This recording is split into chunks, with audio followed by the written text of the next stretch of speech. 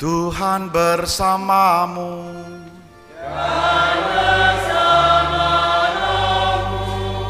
Inilah Injil suci menurut Matius. Dimuliakanlah Tuhan. Sekali peristiwa, Yesus mengajar orang banyak. Hal kerajaan surga itu seumpama harta yang terpendam di ladang yang ditemukan orang, lalu dipendamkannya lagi. Karena sukacitanya, pergilah ia menjual seluruh miliknya, lalu memberi ladang itu. Demikian pula hal kerajaan surga itu, seumpama seorang pedagang yang mencari mutiara yang indah. Setelah ditemukannya mutiara yang sangat berharga, ia pun pergi menjual seluruh miliknya, lalu membeli mutiara itu. Demikian pula hal kerajaan surga itu seumpama pukat yang dilabuhkan di laut, lalu mengumpulkan berbagai jenis ikan. Setelah penuh, pukat itu ditarik orang ke pantai. Lalu mereka duduk dan dipilihlah ikan-ikan itu. Ikan yang baik dikumpulkan ke dalam pasu, yang buruk dibuang. Demikianlah juga pada akhir zaman. Malaikat-malaikat akan datang memisahkan orang jahat dari orang benar. Yang jahat lalu mereka campakkan ke dalam dapur api. Di sana akan ada ratapan dan kertak gigi. Mengertikah kalian akan segala hal ini? Orang-orang menjawab, "Ya, kami mengerti."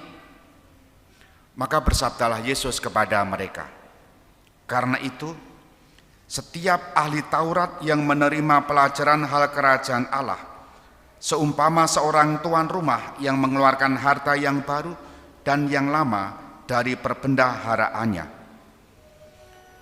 Demikianlah sabda Tuhan.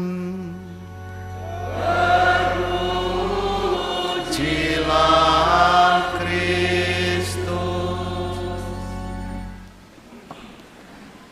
Saudari-saudara yang terkasih, selamat pagi berkah dalam.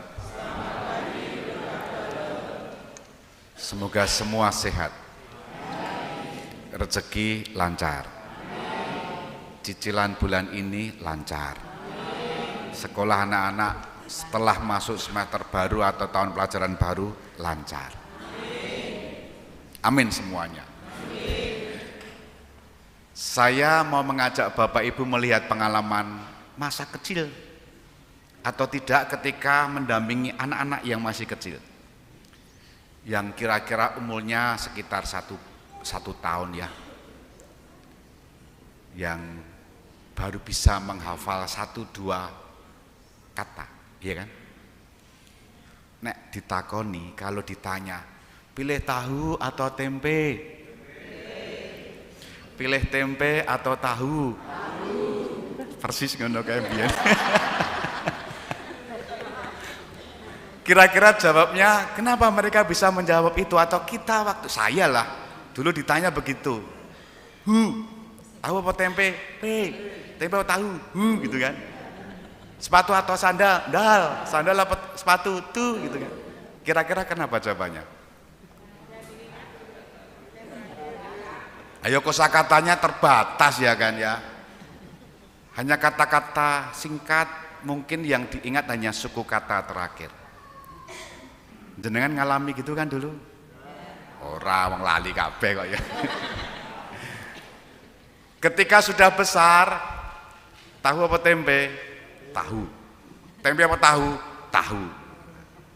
Semakin besar lagi, gedang goreng apa gedang godok? Gedang goreng utawa gedang godok?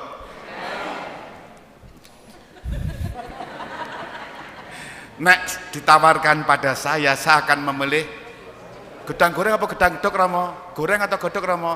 Godok. Godok apa goreng? Godok. Goreng apa godok? Godok. Karena saya tahu kalau saya terlalu banyak makan minyakan, saya tidak sehat. Iya nah aku sadar kok ya. Wong pileren gitu.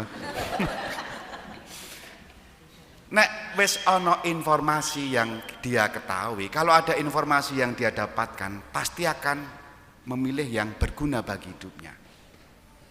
Dan itu saja, dan itu tadi, pilihan itu tergantung juga referensi yang dia dapatkan. Betul nggak? Ya kan? Pilih misal jam 6 esok utawa jam 8 esok. Nah, monggo. Ayo kepeksa tangiawan kok ya. Kayak lingkungan ngendi ya, lingkungan Yusuf apa ngendi ya? Mesti do misa wingi mergo awan iki do arep piknik neng pantai ya. Semua ada pilihan, kepentingan masing-masing. Dari hal yang sederhana, sepele, receh sampai hal yang fundamental, prinsip. Barangkali Bapak Ibu saudara-saudara dulu ketika pacaran milih kaya apa milih deknen ya? Nah, itu kan. Milih kabeh wah jan. Ya ora apa-apa ya. Resiko tanggung dhewe lah ya. Milih itu sambil menimbang-nimbang kadang kita harus menguji diri bersama dengan waktu.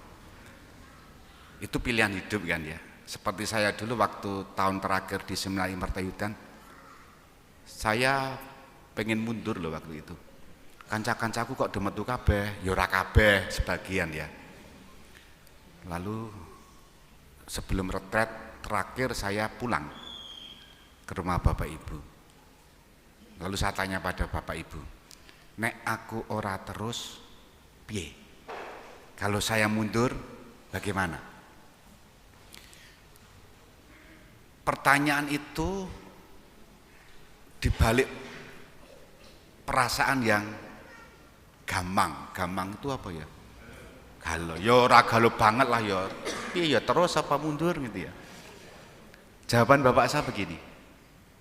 Nek kowe metu, kowe tetep anakku. Ya kan? Perkataan atau jawaban bapak saya itu bukan memantapkan saya, yo nek aku tak metu wae apa piye ya. Kan tetap dianggap anak. Tapi justru dalam perkembangan waktu itu menjadi bahan pijakan saya bahwa pilihan menjadi imam itu bukan karena dorongan orang lain, bukan paksaan orang tua, tetapi karena pilihan saya. Itu namanya memilih, punya referensi, punya pengetahuan dan berani mengambil tanggung jawab. Hari ini Yesus menceritakan dengan perumpamaan tentang hal kerajaan surga. Digambarkan di sana dalam bacaan Injil kalau orang menemukan harta yang terpendam di ladang, dia akan sukacita karena yang dicari selama ini ketemu.